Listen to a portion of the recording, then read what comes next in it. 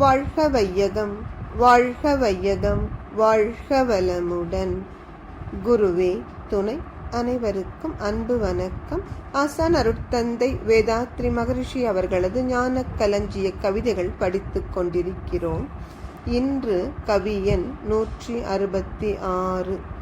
சமுதாயம் திருத்தம் பெற வேண்டும் என்பது தலைப்பு. உலக மக்கள் பண்பாடு உருக்குலைந்து போச்சு.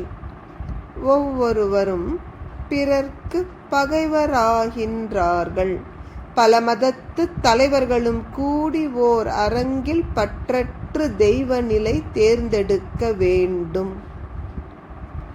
நில உலகில் உள்ள ஆட்சி தலைவர்களெல்லாம் கூடி நேர்மையான ஆட்சி முறை வகுத்திடுதல் வேண்டும்.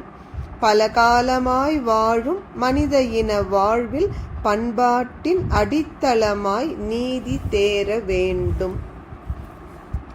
அருட்தந்தை எவ்வளவு ஒரு பொறுப்புடைய தலைவரா சிந்திக்கிறார்னு பாருங்க. இன்றைக்கு உலக மக்கள் பண்பாடு எப்படி இருக்கு? விஞ்ஞானம் இத்தனை வளர்ந்திருக்கிறது. ஆனால் பண்பாட்டிலோ நாம் சரிந்து கொண்டே போகிறோமே. உருக்குலைந்தே போய்விட்டது இன்று மக்கள் பண்பாடு. என்ன காரணம்? 6வது அறிவு பெற்ற நாம் ஒருவருக்கொருவர் ஒத்தும் உதவியும் மகிழ்ச்சியோடு வாழ வேண்டிய நிலை போய் ஒவ்வொருவரும் மற்றவரை பகைவர்களைப் போல பார்க்கிறோமே. மனிதரை மனிதர் வெறுக்கத் தொடங்கிவிட்டோமே. இன்னும் போர் என்ற பெயரால் மனிதரை மனிதர் கொல்லத் துணிந்து விட்டோமே. இதற்கான தீர்வுதான் என்ன? அருட்தந்தை சொல்கிறார், முதலில் மத தலைவர்கள். ஏனெனில் அவர்கள்தானே அன்பும் கருணையுமான வாழ்க்கைக்கு பொறுப்பேற்று கொண்டிருப்பவர்கள்.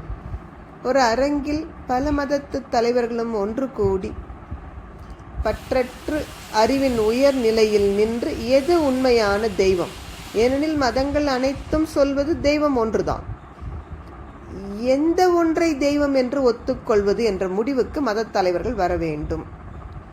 அதே போல உலகம் முழுவதும் உள்ள ஆட்சி பொறுப்பை ஏற்றுக்கொண்டிருக்கும் தலைவர்கள் கூடி ஒரு நேர்மையான ஓருலக ஆட்சி முறையை வகுக்க வேண்டும்.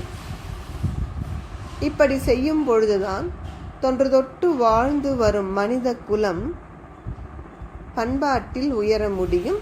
அப்படி பண்பாட்டில் உயர வேண்டுமானால் அந்த பண்பாட்டின் அடித்தளமாய் நீதி இருக்க வேண்டும். சமநீதி.